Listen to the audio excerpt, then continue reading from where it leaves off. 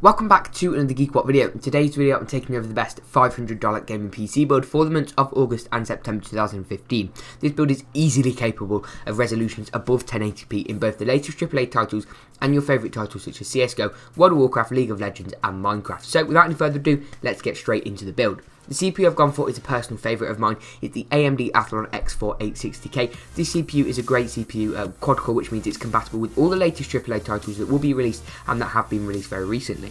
It comes out the box at 3.7 GHz, but is quite a good overclocker. It will get a little bit hot on the stock cooler, but nothing compared to AMD's FX series of CPUs. Quad-core CPU, great choice, great value for $70.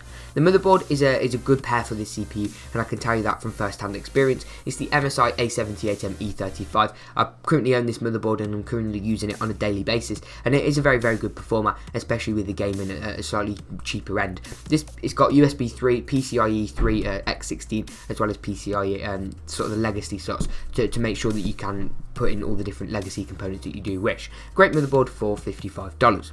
The RAM I've gone for is 2 4GB of Kingston Fury HyperX. You can get this in blue, black, white or red. It's a great dual channel mode, which will increase performance quite a bit, which is really nice reliable memory from Kingston.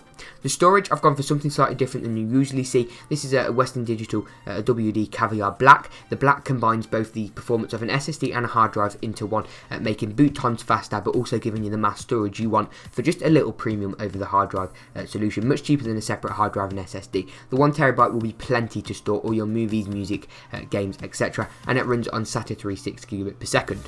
For the video card, I've gone for a new release from NVIDIA. It's the Asus GeForce GTX 960. This is a 2GB video card in a really small form factor, so if you did want to go for a slightly smaller case, then that's perfectly fine. This GPU runs very cool on NVIDIA's Maxwell architecture, and it's got loads of DisplayPort outputs as well as DVI and HDMI to make sure it is compatible with whatever monitor or TV screen that you're using.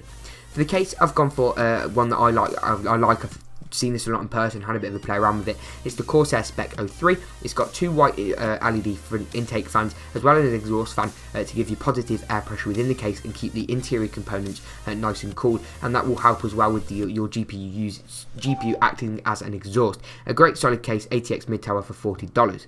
For the power supply, I've gone for a 430 watt 80+ certified power supply from EVGA. The Asus GeForce GTX 960 uses very little extra power, being based on the Maxwell architecture. So this power supply is very sufficient, much better than bundled PSU and case power supplies. And that's pretty much it for the build. If you have found it helpful, do remember to like, comment, rate, and please do subscribe, and we'll see you in the next GeekaWhat video.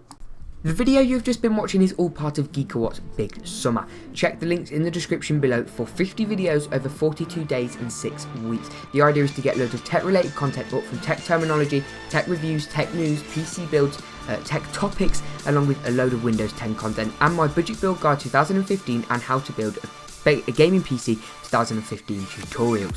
We'll see you in the next GeekaWhat video, and I'll see you over on Twitter with #GeekaWhatBigSummer.